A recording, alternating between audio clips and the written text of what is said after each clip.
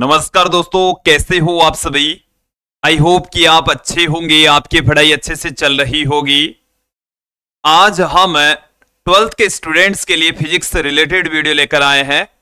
इस वीडियो में हम 5th चैप्टर चुंबकत्व एवं द्रव्य से संबंधित 4-5 छोटे छोटे टॉपिक यहां पर देखने वाले हैं, जिसमें हम सबसे पहले बात करेंगे चुंबकन की तीव्रता, उसके पश्चात चुंबकन क्षेत्र, उसके बाद में हम देखेंगे चुंबक की पारगम्यता, आपेक्षिक चुंबकशीलता, चुंबक की परवर्ती।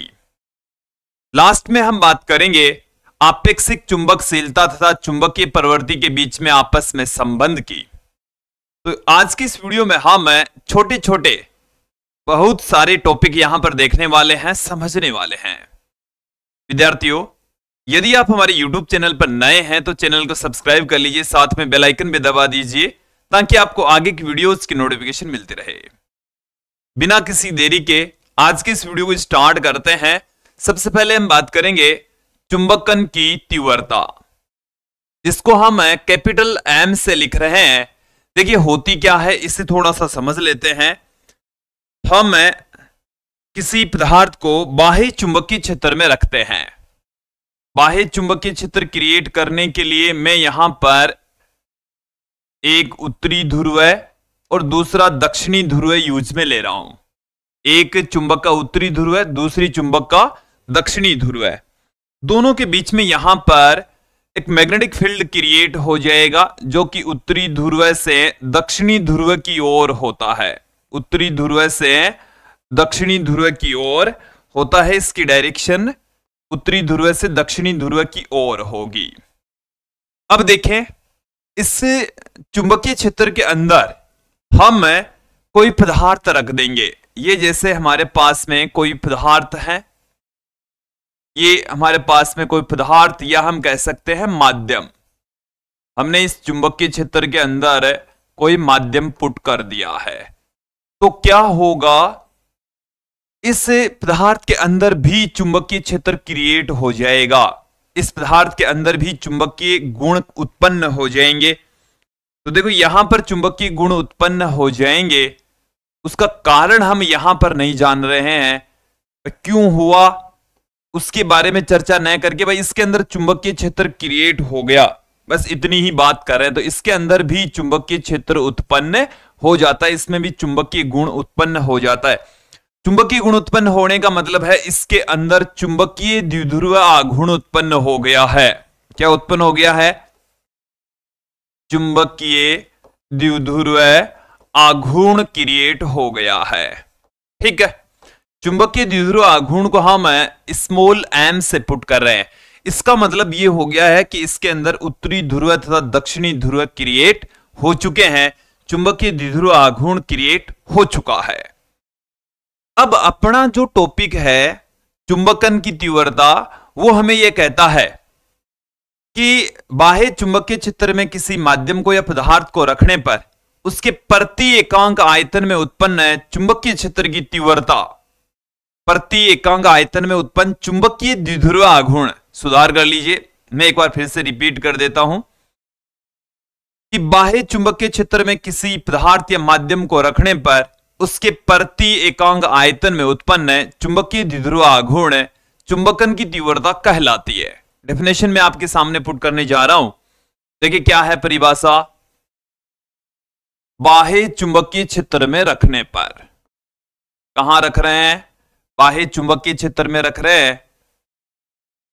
बाह्य चुंबकीय क्षेत्र में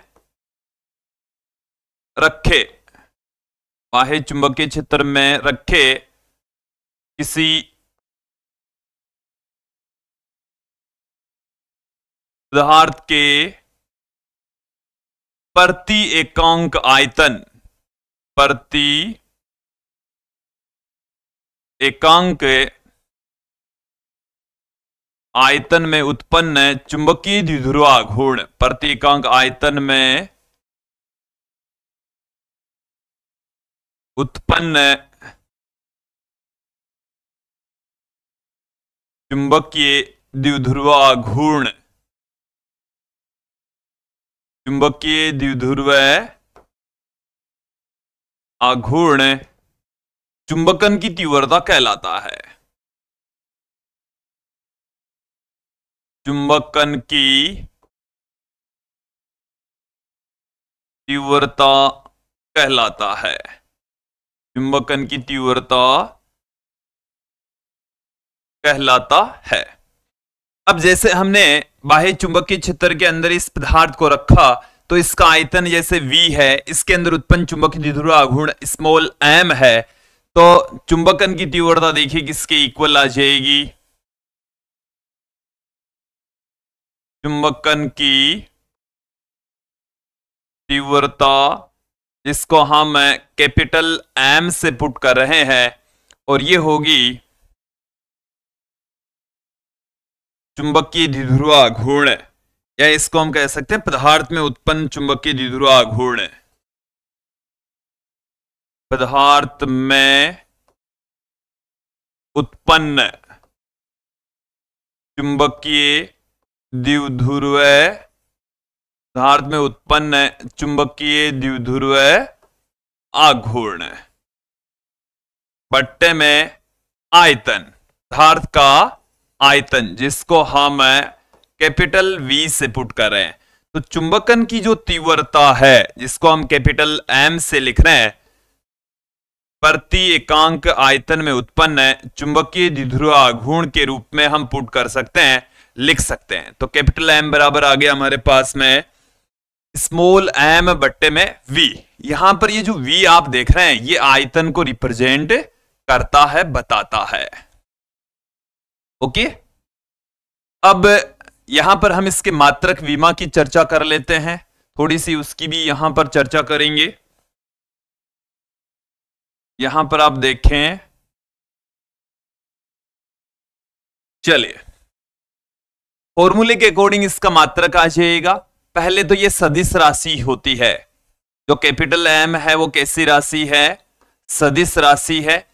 और सदिश राशि है तो इसकी डायरेक्शन किधर होती है, स्मॉल m की दिशा में। जो पदार्थ आपने बाह्य चुंबकीय क्षेत्र में रखा उसके अंदर जो चुंबकीय द्विध्रुव आघूर्ण उत्पन्न हुआ तो उस चुंबकीय द्विध्रुव आघूर्ण की दिशा में ही चुंबकन की तीव्रता होगी, स्मॉल m की दिशा में। इसकी डायरेक्शन किधर होगी, स्मॉल m की डायरेक्शन में होगी। फिर बात करते हैं इसके मात्रक की, तो कैपिटल M का मात्रक, कैपिटल M का मात्रक क्या होगा। कैपिटल M का जो मात्रक है स्मॉल m बट्टे में v, तो कैपिटल M का मात्रक, स्मॉल m का मात्रक चुंबकीय द्विध्रुव आघूर्ण का मात्रक ampere into metre square, ampere into metre square. आयतन का मात्रक होता है मीटर क्यूब, तो मीटर स्क्वायर से मीटर स्क्वायर कैंसिल हो जाएगा। कैपिटल M का मात्रक, कैपिटल M का मात्रक, तो ये अपने पास में आ चुका है एम्पियर प्रति मीटर, एम्पियर प्रति मीटर हमें प्राप्त हो चुका है। फिर मैं यहां पर बात करता हूं कैपिटल M की विमा, कैपिटल M की विमा। तो कैपिटल M की विमा इसके मात्रक के अकॉर्डिंग आप देख लीजिए, L-1 A1 इसकी विमा हो जाएगी। सीधी सी इसकी विमा है, आसान से इसकी विमा हो जाएगी। तो यहां तक आपको क्लियर हो जाना चाहिए। ये हमारा एक छोटा सा टॉपिक हो चुका है। अगले टॉपिक की ओर बढ़ते हैं। अब मैं यहां पर बात करूंगा चुंबकन क्षेत्र। देखिए चुंबकन क्षेत्र क्या है कि हम बाह्य चुंबकीय क्षेत्र लगाएंगे किसी पदार्थ को या माध्यम को चुंबकित करने के लिए। तो किसी पदार्थ को या किसी माध्यम को चुंबकित करने के लिए जो बाहर से चुंबकीय क्षेत्र लगाया गया है उस चुंबकीय क्षेत्र को ही हम चुंबकन क्षेत्र कहते हैं। कैपिटल H से उसको रिप्रेजेंट करते हैं। देखो यहां पर इसको थोड़ा सा क्लियर कर लीजिए कि बाह्य चुंबकीय क्षेत्र लगाने पर पदार्थ के अंदर जो चुंबकीय क्षेत्र क्रिएट होता है उसको हम कह रहे हैं चुंबकन क्षेत्र। एक बार फिर से पुनः सुन लीजिए कि हमारे पास में ये कोई पदार्थ है और जैसे इसको चुंबकित करने के लिए आपने इसको बाह्य चुंबकीय क्षेत्र के अंदर रखा। ये किसी चुंबक का N ध्रुव है, ये ऐसे ध्रुव है और यहां से मैग्नेटिक लाइंस है वो इस डायरेक्शन में जा रही है, ये चुंबकीय क्षेत्र रेखाएं जा रही है। अब इस पदार्थ के अंदर, इस मैटर के अंदर क्या उत्पन्न हो जाता है? चुंबकीय क्षेत्र उत्पन्न होता है। वो जो चुंबकीय क्षेत्र उत्पन्न हुआ उसी को हम कह रहे हैं चुंबकन क्षेत्र, चुंबकन क्षेत्र कह रहे हैं। देखो इसको क्लियर कर लीजिए कि बाह्य चुंबकीय क्षेत्र में किसी पदार्थ को रखने पर उसमें उत्पन्न चुंबकीय क्षेत्र चुंबकन क्षेत्र कहलाता है। कैपिटल एच से रिप्रेजेंट करते हैं। बाह्य चुंबकीय क्षेत्र जितना ज्यादा लगाएंगे चुंबकन क्षेत्र भी उतना ही ज्यादा उत्पन्न होगा। क्लियर? चलिए, तो डेफिनेशन आसान सी है। क्या है? बाह्य चुंबकीय क्षेत्र में, बाह्य चुंबकीय क्षेत्र में, चुंबकीय क्षेत्र में किसी पदार्थ या माध्यम को रखने पर, किसी पदार्थ या माध्यम को, किसी पदार्थ या माध्यम को रखने पर उसमें उत्पन्न, उसमें उत्पन्न चुंबकीय क्षेत्र, चुंबकीय क्षेत्र चुंबकन क्षेत्र कहलाता है। चुंबकन क्षेत्र कहलाता है। चुंबकन क्षेत्र कहलाता है। ओके, उस क्षेत्र को हम क्या कहेंगे? चुंबकन क्षेत्र। अब देखिए ये जो चुंबकन क्षेत्र है बाहर से लगाए गए चुंबकीय क्षेत्र की तीव्रता के समानुपाती होता है। मेरी बात को ध्यानपूर्वक सुन लीजिए। आपने बाहर से, ये जो आप देख रहे हैं ये तो आपने लगाया और इसके अंदर उत्पन्न हो गया है। इसके अंदर जो चुंबकीय क्षेत्र उत्पन्न हुआ उसको हम लिख रहे हैं कैपिटल एच से। ठीक है, तो देखिए इसमें क्या हो जाएगा कि आरोपित चुंबकीय क्षेत्र की तीव्रता, आरोपित चुंबकीय क्षेत्र, जो आपने चुंबकीय क्षेत्र लगाया है पदार्थ के ऊपर, जिसको हम बी से पुट कर रहे हैं, पदार्थ में उत्पन्न या माध्यम में उत्पन्न, पदार्थ में उत्पन्न चुंबकन क्षेत्र के समानुपाती होता है। उत्पन्न चुंबकन क्षेत्र, चुंबकन क्षेत्र जिसको हम कैपिटल एच से पुट कर रहे हैं, इसके ये समानुपाती होगा, समानुपाती होता है। तो यहां पर अपने पास में क्या आ जाएगा? इसको हम क्या पुट कर सकते हैं कि B है वो समानुपाती होगा H के। ये वाली जो लाइन है वो काफी महत्वपूर्ण है। अब यदि यहां पर हमने इस माध्यम को निर्वात में रखा, इस पदार्थ को हमने निर्वात में रखा, चारों ओर कोई भी माध्यम नहीं है, निर्वात है, तो उस स्थिति के अंदर यहां पर ये प्रोपोर्शनल का साइन हटेगा हमारे पास से, यहां से, और एक कांस्टेंट म्यू नॉट लगने वाला है जिसको हम निर्वात की चुंबकशीलता कहते हैं। ये काफी महत्वपूर्ण रिलेशन आ गया है, सूत्र आ चुका है। ठीक है, तो यहां से ये क्लियर हो जाना चाहिए, समझ आ जाना चाहिए। इतना तो आपको समझ में आ गया होगा। अब यहां पर हम चर्चा करेंगे इसके मात्रक विमा की, यहां पर चर्चा कर लेते हैं। तो देखिए यहां पर आप देखेंगे, इसको मैं इस तरीके से पुट कर सकता हूं, B वेक्टर बराबर म्यू नॉट H वेक्टर। ठीक है, B वेक्टर बराबर म्यू नॉट H वेक्टर। तो H है वो एक सदिश राशि है जिसकी डायरेक्शन B वेक्टर की डायरेक्शन में होगी। H कैसी राशि है? H एक सदिश राशि है, H एक सदिश राशि है। H कैसी राशि है? सदिश राशि है। अब यदि सदिश राशि है तो उसकी डायरेक्शन क्या होगी? उसकी डायरेक्शन B वेक्टर की दिशा में, B वेक्टर की डायरेक्शन में ही H वेक्टर होगा।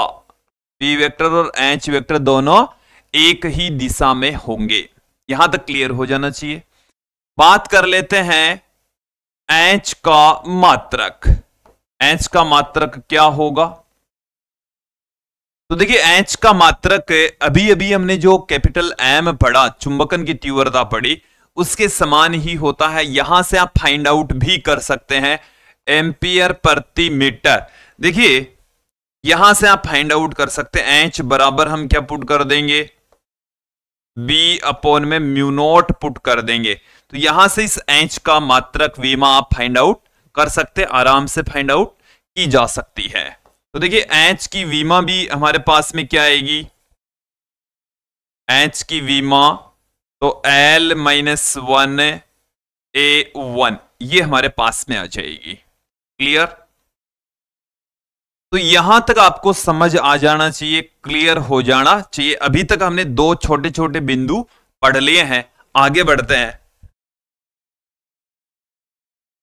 अब हमारे पास में चुंबकीय पारगम्यता, चुंबकीय पारगम्यता या चुंबकीय पारगम्यता को हम म्यू से रिप्रेजेंट करते हैं।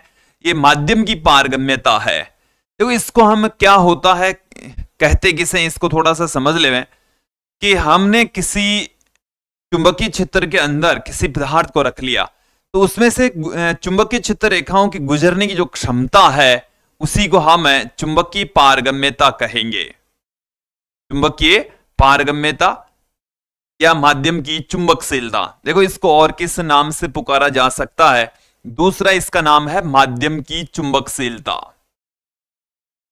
दूसरा नाम है इसका माध्यम की चुंबकशीलता, माध्यम की चुंबकशीलता। तो माध्यम की चुंबकशीलता नाम से आपको यह टॉपिक मिल सकता है, या इसे आप चुंबकीय पारगम्यता भी कह सकते हैं। अब होती क्या है कि जैसे ही हम बाह्य चुंबकीय क्षेत्र के अंदर किसी पदार्थ को रखेंगे तो उसमें से चुंबकीय क्षेत्र रेखाएं गुजरेगी, तो चुंबकीय क्षेत्र रेखाओं के गुजरने की जो क्षमता है उसी को ही हम आपेक्ष चुंबकीय पारगम्यता या माध्यम की चुंबकशीलता कहेंगे। तो देखिए क्या आ जाएगा, किसी पदार्थ या माध्यम में से, पदार्थ या हम क्या कर ले सकते हैं, माध्यम ले सकते हैं। माध्यम को बाह्य चुंबकीय क्षेत्र में रखने पर, बाह्य चुंबकीय क्षेत्र में, बाह्य चुंबकीय क्षेत्र में रखने पर उस माध्यम में से, उस माध्यम में से, माध्यम में से चुंबकीय क्षेत्र रेखाओं की गुजरने की क्षमता, चुंबकीय क्षेत्र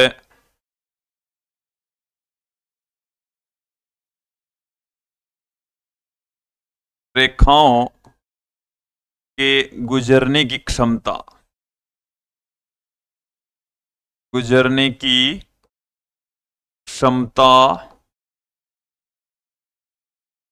चुंबकीय पारगम्यता कहलाती है।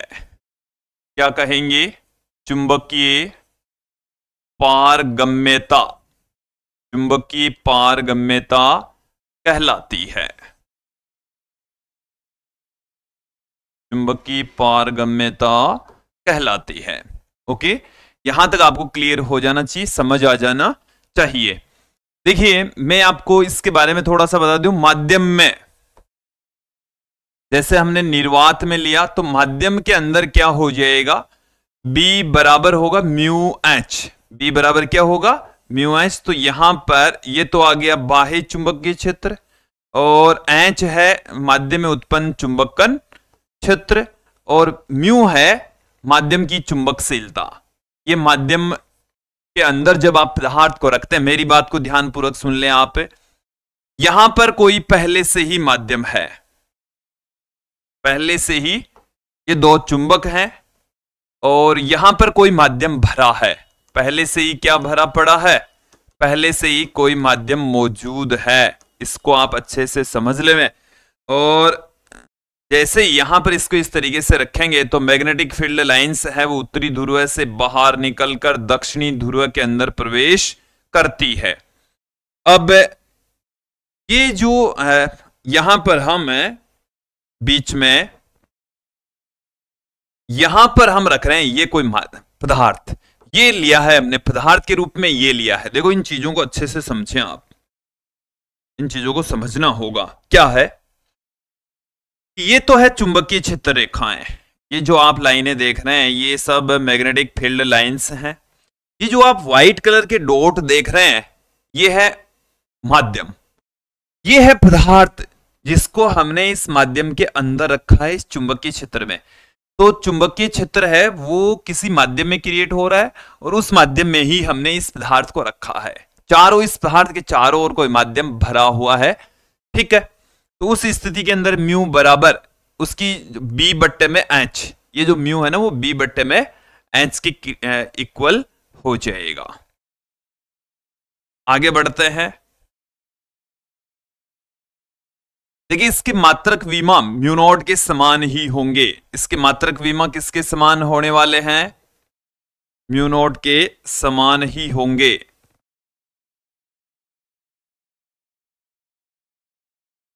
इसका जो मात्रक और विमा है वो म्यू नॉट के समान, म्यू व म्यू नॉट का मात्रक व विमा समान होता है। मात्रक व विमा क्या होती है? विमा समान होती है।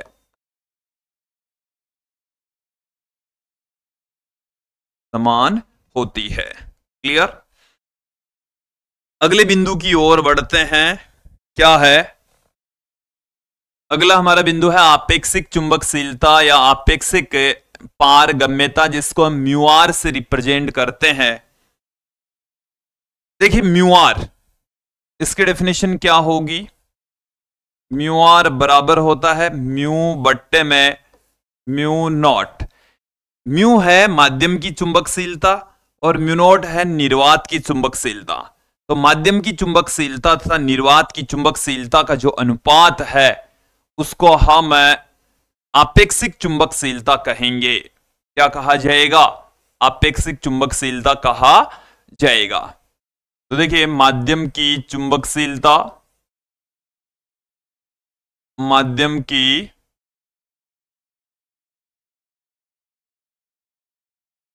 चुंबकशीलता, माध्यम की चुंबकशीलता व निर्वात की चुंबकशीलता का अनुपात, निर्वात की चुंबकशीलता का अनुपात,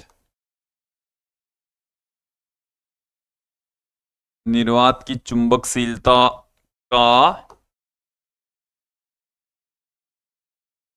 अनुपात आपेक्षिक चुंबकशीलता कहलाता है।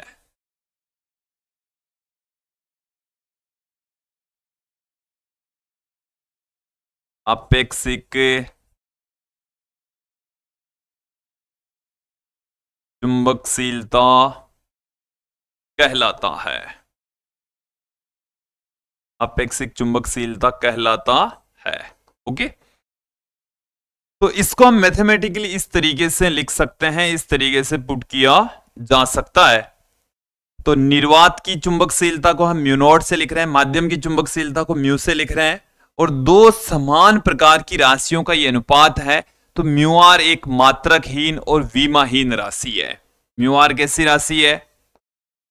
म्यू आर एक मात्रकहीन कैसी राशि है? जिसका कोई मात्रक नहीं होता, जिसकी कोई विमा नहीं होती, तो मात्रकहीन और विमाहीन राशि है। मात्रकहीन और विमाहीन राशि है। अब देखिए ये जो म्यू आर है, म्यू आर का जो मान है वो पदार्थ की प्रकृति पर निर्भर करता है। पदार्थ की प्रकृति पर निर्भर करता है। पदार्थ की प्रकृति पर निर्भर करता है। ओके, पदार्थ की प्रकृति पर निर्भर करता है। तो ये आपको समझ आ जाना चाहिए, क्लियर हो जाना चाहिए। ठीक है, अगले बिंदु की ओर, अगले हमारा छोटे से टॉपिक की ओर बढ़ते हैं, चुंबकीय प्रवृत्ति। चुंबकीय प्रवृत्ति तो बाह्य चुंबकीय क्षेत्र में किसी पदार्थ को जब हम रखते हैं तो वो कितनी आसानी से चुंबकीय गुण ग्रहण करता है, उसी को हम चुंबकीय प्रवृत्ति या चुंबकीय सुग्राहिता कहते हैं। काई एम से रिप्रेजेंट करते हैं। देखिए इसका पहले तो हम इसका जो दूसरा नाम है वो है चुंबकीय सुग्राहिता। दूसरा नाम तो क्या है? चुंबकीय सुग्राहिता। इसका जो सिंबल है वो अक्स जैसा नजर आता है, ये इस टाइप का सिंबल है इसका, ऐसा। और यहां पर छोटा सा एम लगा हुआ है। छोटा सा क्या लगा हुआ है? एम लगा हुआ है। इसको हम बोलते हैं काई। क्या बोला जाता है? काई कहा जाता है। काई ये एम है, काई एम। ओके, अब इसकी जो डेफिनेशन है वो हमें क्या कहती है कि बाह्य चुंबकीय क्षेत्र में, कहां रख रहे हो आप? बाह्य चुंबकीय क्षेत्र में किसी पदार्थ को रखने पर वो कितनी आसानी से चुंबकीय गुण ग्रहण करता है, उसी को चुंबकीय प्रवृत्ति, चुंबकीय सुग्राहिता कहा जाता है। तो देखिए क्या है डेफिनेशन। बाह्य चुंबकीय क्षेत्र में, बाह्य चुंबकीय क्षेत्र में, बाह्य चुंबकीय क्षेत्र में किसी पदार्थ को रखने पर, किसी पदार्थ को रखने पर वह कितनी आसानी से, वह कितनी आसानी से, कितनी आसानी से चुंबकीय गुण ग्रहण करता है, कितनी आसानी से चुंबकीय गुण ग्रहण करता है, उसी को चुंबकीय सुग्राहिता कहा जाता है। उसी को चुंबकीय सुग्राहिता, चुंबकीय सुग्राहिता कहते हैं। इसी को क्या कहेंगे? चुंबकीय सुग्राहिता कहेंगे, चुंबकीय सुग्राहिता कहा जाएगा। ओके, अब आप यहां पर ध्यान दें कि जो चुंबकीय सुग्राहिता है इसको काई एम से रिप्रेजेंट करते हैं, और इसका जो फॉर्मूला है वो कहां से निकलेगा? कि जो चुंबकन की तीव्रता है वो चुंबकन क्षेत्र के समानुपाती होती है। एक बार मेरी बात को ध्यानपूर्वक सुन लीजिए। चुंबकन की तीव्रता है वो चुंबकन क्षेत्र की समानुपाती होती है।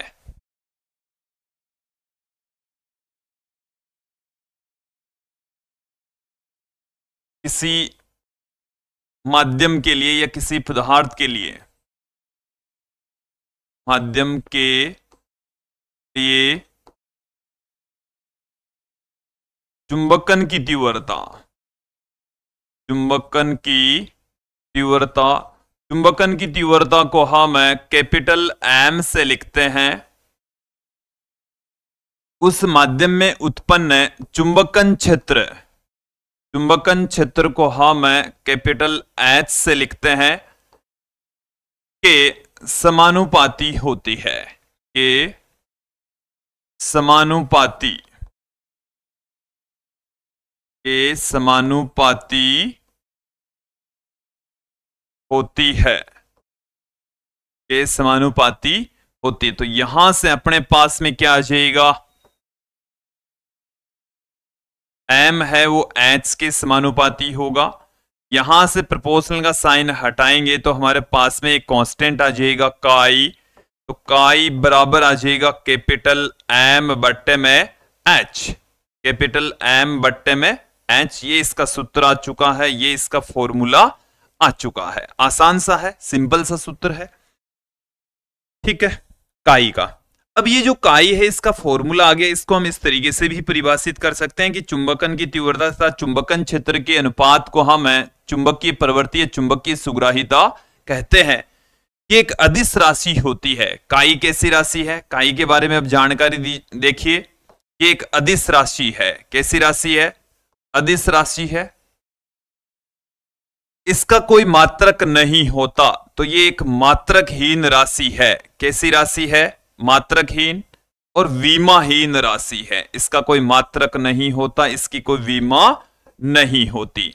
फिर हम बात करते हैं, काई का जो मान है वो पदार्थ की प्रवृत्ति पर निर्भर करता है, पदार्थ की प्रकृति पर निर्भर करता है।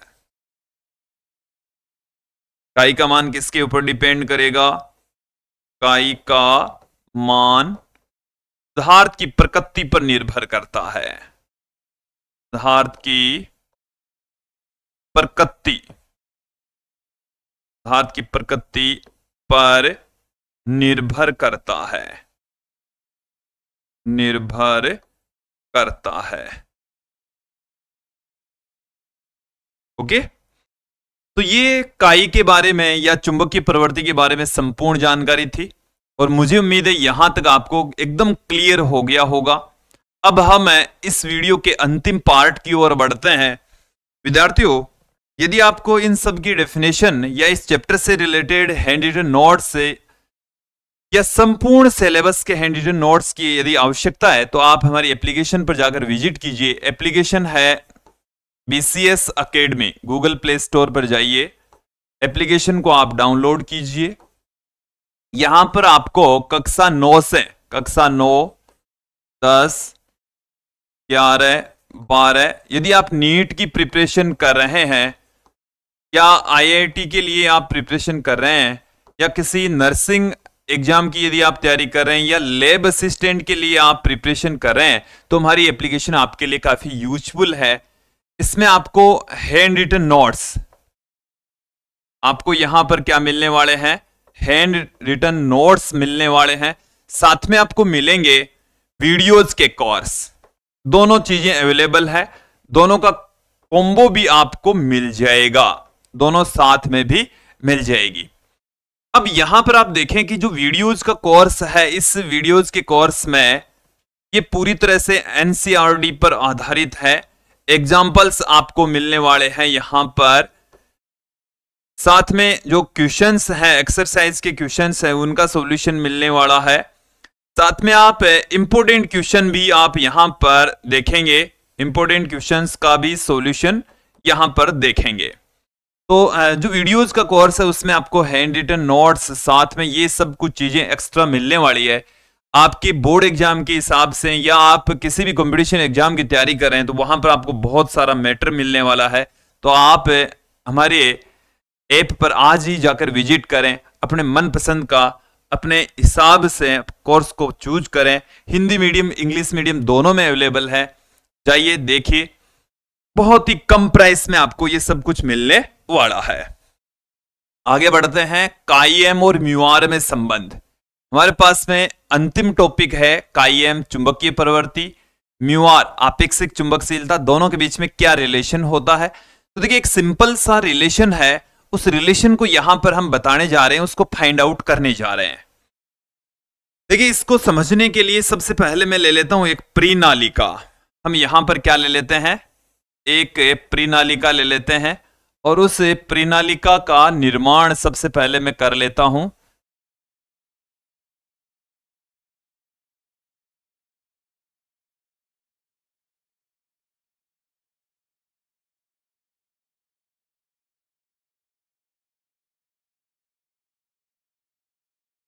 देखिए, ये हमारे पास में कोई प्रीनालिका है, ये प्रीनालिका है, ठीक है। और इस प्रीनालिका के अंदर हमने ये कोई पदार्थ रखा है। प्रीनालिका के ऊपर विद्युत रुद्ध तांबे के तार लिपटे हुए हैं। प्रीनालिका पर क्या लिपटे हुए हैं? विद्युत रुद्ध तांबे के तार लिपटे हुए हैं।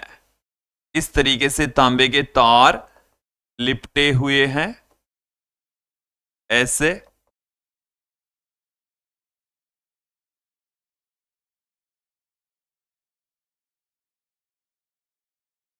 इस तरीके से तांबे के तार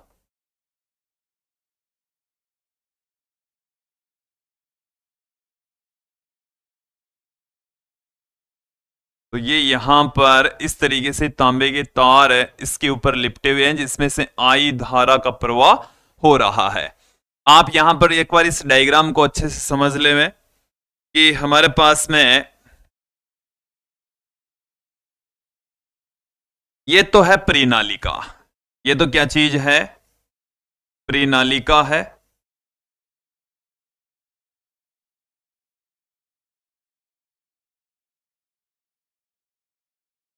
परिनालिका, और इस परिनालिका के अंदर हमने यहां पर रखा है पदार्थ को, यह है पदार्थ जिसको हमने परिनालिका के अंदर रखा है, बीच में रखा है। अब देखिए क्या होता है कि परिनालिका के अंदर दो तरीके के यहां पर चुंबकीय क्षेत्र क्रिएट होते हैं। एक तो बाह्य चुंबकीय क्षेत्र के कारण से, एक इसमें चुंबकन की वजह से। एक तो देखो इसके अंदर क्या है कि ये जो परिनालिका है, मेरी बात को ध्यानपूर्वक सुने, कि परिनालिका स्वयं में विद्युत क्षेत्र स्वयं में चुंबकीय क्षेत्र उत्पन्न करती है। तो एक तो परिनालिका के कारण से, या हम कह सकते हैं बाह्य चुंबकीय क्षेत्र। एक ये पदार्थ खुद चुंबकित होगा, खुद क्या होगा, चुंबकित होगा, उसके अंदर खुद के अंदर भी चुंबकीय गुण आ जाएंगे। तो दोनों को मिलाकर टोटल चुंबकीय क्षेत्र इसके अंदर उत्पन्न होने वाला है, पदार्थ में या माध्यम में उत्पन्न होने वाला है। तो देखिए परिनालिका में रखे पदार्थ में उत्पन्न चुंबकीय क्षेत्र, परिनालिका में रखे, परिनालिका में रखे पदार्थ में उत्पन्न चुंबकीय क्षेत्र, उत्पन्न चुंबकीय क्षेत्र। तो परिनालिका के अंदर उत्पन्न चुंबकीय क्षेत्र को मैं यहां पर लिख रहा हूं B not plus B I, B I या बी एम भी इसको लिख सकते हैं। अब ये जो बी नॉट है यह है निर्वात में चुंबकीय क्षेत्र, निर्वात में चुंबकीय क्षेत्र है ये। देखो इसको मैं इस तरीके से लिखता हूं, ज्यादा बेटर ये रहेगा। ये है बाह्य चुंबकीय क्षेत्र, ये क्या है, बाह्य चुंबकीय क्षेत्र है, परिनालिका द्वारा उत्पन्न चुंबकीय क्षेत्र है। बाह्य चुंबकीय क्षेत्र यह निर्वात में उत्पन्न, निर्वात में बाह्य चुंबकीय क्षेत्र। भाई यदि आप माध्यम यहां पर नहीं रखे तब निर्वात के अंदर जो चुंबकीय क्षेत्र है वो बी नॉट उत्पन्न होगा। इसको दे देता हूं मैं समीकरण 1, समीकरण 1 दे देता हूं। अब चलिए मैं यहां पर सब बी नॉट के बारे में उल्लेख कर रहा हूं। निर्वात की स्थिति में है, निर्वात में यह है बाह्य चुंबकीय क्षेत्र।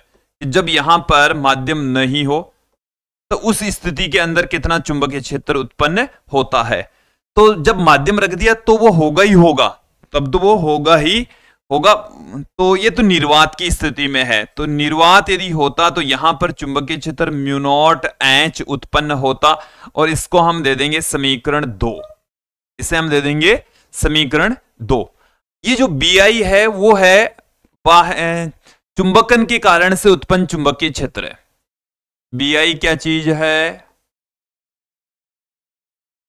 चुंबकन के कारण, किसकी वजह से, चुंबकन के कारण उत्पन्न चुंबकीय क्षेत्र, कारण उत्पन्न चुंबकीय क्षेत्र, उत्पन्न